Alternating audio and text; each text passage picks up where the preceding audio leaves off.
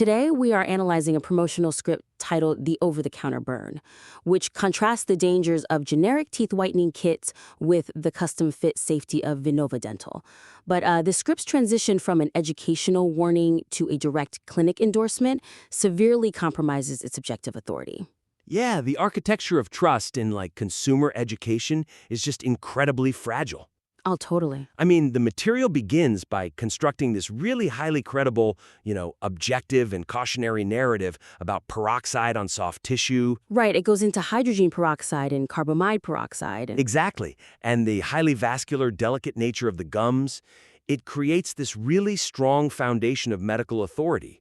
So the listener settles into this posture of a student receiving valuable, impartial health info. Yeah, they're ready to learn. But then, right at the apex of this objective clinical explanation, the text just abruptly drops the specific name, Vinnova Dental, as the singular solution. It's quite the pivot.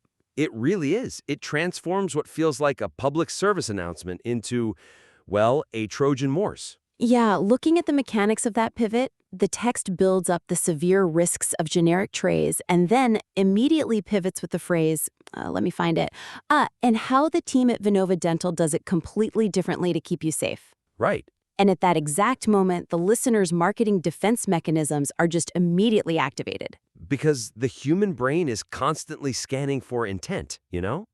When an audience believes they're listening to a purely educational piece, a sudden specific brand drop creates psychological whiplash. Yeah, they're like, wait, am I being sold to? Exactly. The listener instantly reevaluates everything they just heard, filtering those valid clinical points through the lens of a sales pitch. So the underlying chemistry and anatomy lessons are retroactively viewed as fear-based tactics designed to move inventory. Rather than genuine medical advice. Right. To preserve the trust built in those opening paragraphs, the specific brand reveal must be delayed. So what's the alternative then? The optimal approach is to introduce the broader concept of professional cosmetic dentistry and, custom lab fabrication as the objective gold standard first. Okay, but let me play the role of the marketing director who commissioned the script for a second. Sure, go for it. The entire financial incentive behind producing promotional material is to maximize brand awareness, right? Sure. So if a clinic is paying to capture audience attention, especially given how rapidly modern consumers scroll or click away, withholding the brand name feels kind of counterintuitive. I get that. The conventional wisdom is to get the clinic's name front and center from the very first breath to ensure an impression is made before the listener bounces. Isn't the point of a promo script to get the brand out there immediately? Well, modern consumer psychology actively penalizes that kind of early intrusion. We're operating in an era of infinite supply and microscopic attention spans. Yeah, true. Which means consumers are bombarded with aggressive advertising at just an unprecedented volume. Because of that saturation, sophisticated audiences place an immense premium on education, and they actively punish interruption. Okay, so if they feel interrupted... If a script comes out swinging with a brand name, the second a problem is described, the listener categorizes it as an ad and tunes out. An impression that breeds resentment or skepticism is actively harmful to the brand's long-term equity. Right, so the strategy then is to secure the listener's internal agreement on the methodology before presenting the specific provider. Precisely. So instead of saying, and how the team at Vinnova Dental does it completely differently, the opening hook should shift to something like, and how professional cosmetic dentists do it completely differently to keep you safe. Yes, the listener is buying into a standard of care, not a localized business. By delaying the pitch, the narrative establishes undeniable expertise. Making it feel like a conclusion they reached themselves. Exactly. The listener is allowed to arrive at the logical conclusion that custom trays are the only safe mechanism based strictly on the chemistry and anatomy they've just absorbed. The script creates this, intellectual vacuum that the listener fills with their own deduction. And once they've made that internal decision that professional custom fabrication is necessary, dropping the clinic's name later in the script feels like a helpful, localized recommendation. Rather than a heavy-handed pitch. Yeah, So the pacing of that eventual reveal is crucial. super crucial. Later in the material, the clinic can be introduced organically. The phrasing could pivot by stating, this is where professional cosmetic dentistry comes in. For those looking for this level of precision, this is exactly the approach prioritized by the team at Vinnova Dental. That's a great way to do it. Yeah, the transition feels like a natural handoff from the theoretical gold standard to the practical executor of that standard. It fundamentally changes the relationship between the narrator and the audience.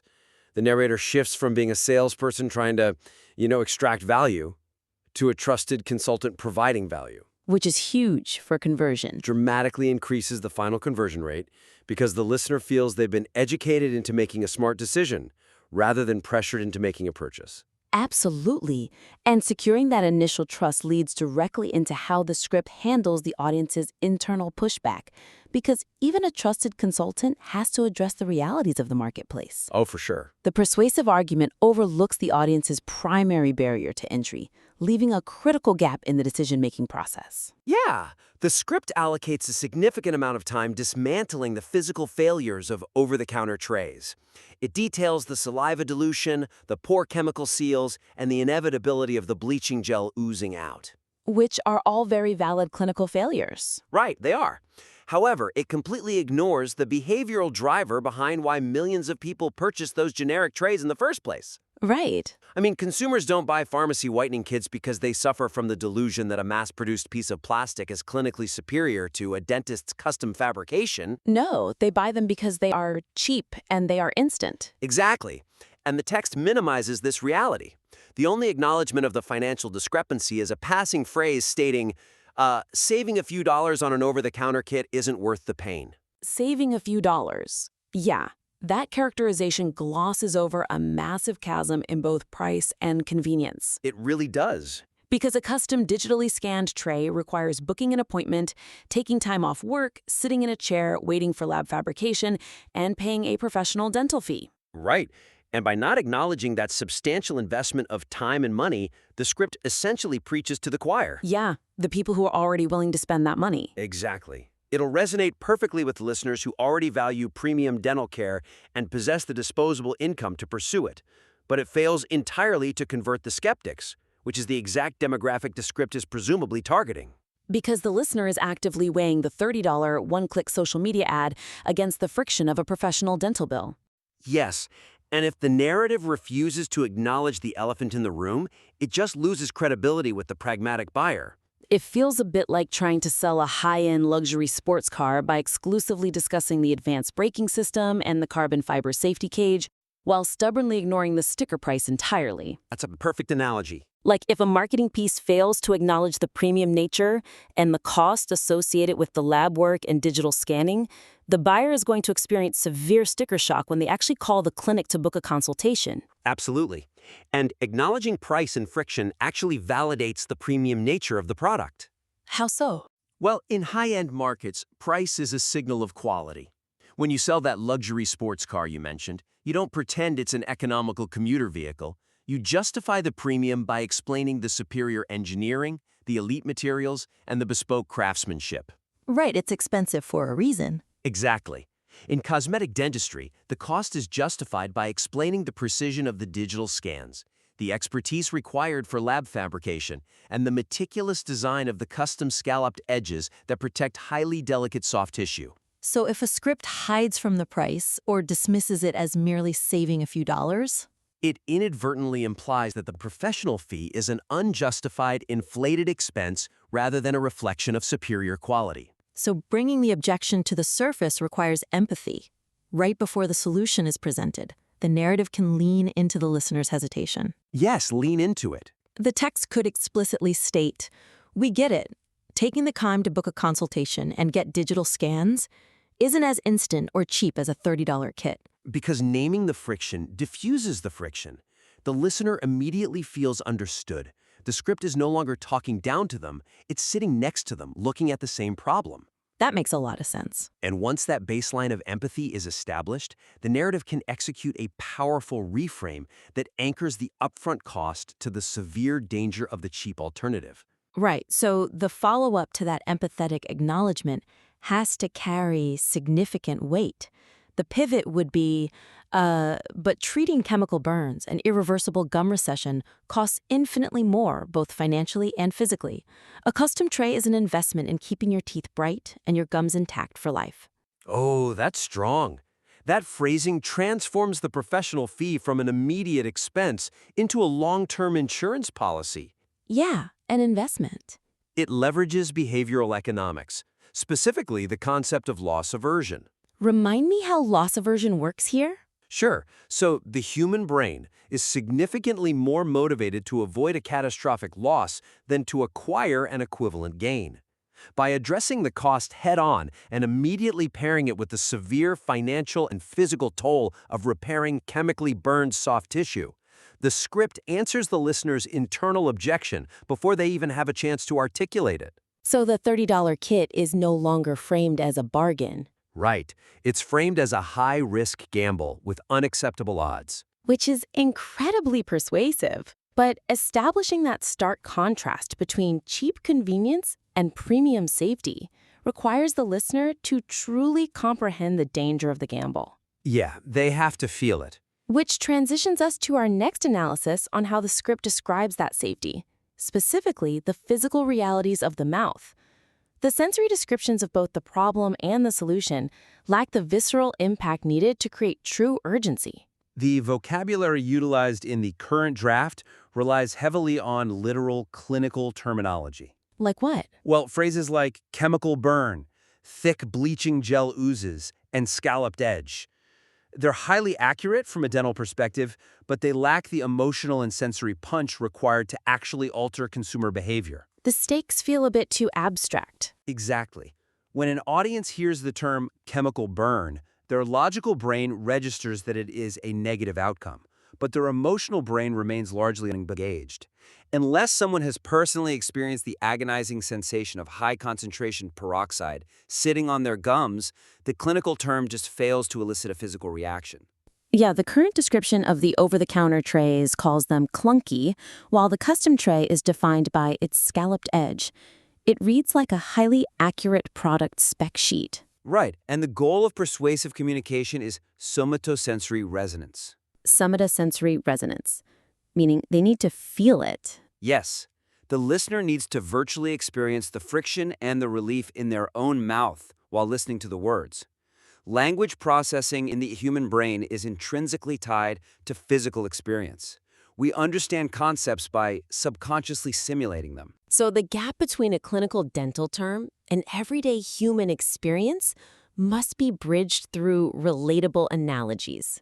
Precisely. The abstract nature of a chemical burn on the gingival tissue needs to be mapped to a known, universal sensation of pain or discomfort. Without that mapping, the script remains an intellectual exercise rather than a compelling call to action. Okay, so to move away from the word clunky, which is relatively benign, the narrative can introduce a physical analogy that instantly communicates friction, poor fit, and impending discomfort. Do you have one in mind? What about describing the generic tray as being like trying to run a marathon in someone else's shoes? That immediately triggers the listener's muscle memory of blisters and unavoidable pain. Oh, I like that. It takes a Benkel appliance and maps it to a universal physical frustration. And that same mapping is required for the peroxide spill on the soft tissue. Because simply stating that the gel oozes and causes a burn is too sterile. Way too sterile. To vividly capture the agonizing reality of the chemistry, the text could present the scenario as having high-concentration bleach sitting directly on delicate gum tissue is like letting harsh chemicals soak into a sunburn. Oof. The somatosensory reaction to that specific phrasing is immediate. You feel it, right? Yeah, the listener physically winces. Everyone understands the hypersensitivity of a sunburn, and introducing a harsh chemical to that compromised barrier requires no clinical background to understand. It bypasses the logical filter and strikes directly at the nervous system. Yeah. The term scalloped edge is a visual descriptor. It tells the listener what the tray looks like, but it fails to communicate what the tray actually does. Okay, so to elevate the function of the custom design, the text can abandon the visual description in favor of a protective analogy. Exactly. Instead of just explaining that the plastic follows the curvature of the teeth, the script could describe the custom tray as creating a microscopic, watertight vault around each individual tooth that locks the gel in and keeps your gums perfectly safe. Yes. The phrase watertight vault conveys an impenetrable level of security and precision. A vault is engineered to protect valuable assets and keep external threats out. Exactly. By applying that concept to a dental tray, the script elevates a simple piece of lab-fabricated plastic into an essential piece of protective armor. But let me ask a clarifying question here. Is there a risk that by using more visceral analogies, like comparing bleach to a sunburn or framing dental plastic as a vault, the script might cross the line from educational into fear-mongering? That's a fair question. Medical marketing does operate under a strict mandate to maintain a professional, reassuring tone. There's a delicate balance between creating urgency and inducing artificial panic. Right, you don't want to terrify them unnecessarily. But the distinction between sensational fear-mongering and effective sensory communication lies entirely in the truth of the underlying risk. Okay. Fear-mongering occurs when a marketer exaggerates a highly unlikely or minor risk to induce an irrational panic. Effective sensory communication, on the other hand, accurately translates a real, highly probable clinical consequence into language the layperson can instantly process. Without requiring a medical degree. Exactly. High-concentration peroxide genuinely destroys soft tissue, and the resulting pain is genuinely agonizing. Utilizing the sunburn analogy does not exaggerate the underlying science, it merely translates the science into a shared human experience. The objective is clarity and impact, not panic. Right. The listener must respect the volatile chemistry occurring in their mouth, rather than simply glossing over the clinical definition of a burn. When a script utilizes the watertight vault analogy, it provides the listener with a robust mental model for exactly why a custom fabrication is a biological necessity, not a luxury upgrade. It pulls the clinical abstraction firmly into reality. If the audience can feel the severity of the danger through the language, they will implicitly value the safety of the solution. Exactly. Well, to briefly recap the core analysis of this critique, preserving objective authority is key. This is achieved by delaying the brand reveal, ensuring the listener does not feel ambushed by a premature sales pitch, and instead buys into the universal standard of professional care first. And building on that foundation of trust, the material must directly address the audience's internal objections regarding cost and convenience. Right. By abandoning the straw man argument against physical failures and explicitly validating the time and financial investment required for custom dentistry, the script builds immense credibility and reframes the premium fee as vital protection. And finally, the clinical descriptions must be elevated into visceral analogies. Abstract terms like clunky, chemical burn, and scalloped edge must be replaced with evocative imagery like running in someone else's shoes, chemicals soaking into a sunburn, and watertight vaults to create genuine urgency and somatosensory understanding. So, to the author, implement these by restructuring that introductory hook, adding a line that empathizes with the cost of cosmetic dentistry, and brainstorming 2 or 3 physical analogies for that dental terminology. Yes, we invite you to revise your script using these exact strategies and submit the updated draft back to the critique for another round of feedback. The foundational structure of the text is incredibly sound, honestly. Aligning the psychological triggers and the sensory language will ensure the persuasive power matches the clinical accuracy. Because when dealing with delicate chemistry and human anatomy, communicating the stakes effectively is just as important as the science itself. Keep writing, keep analyzing, and we look forward to the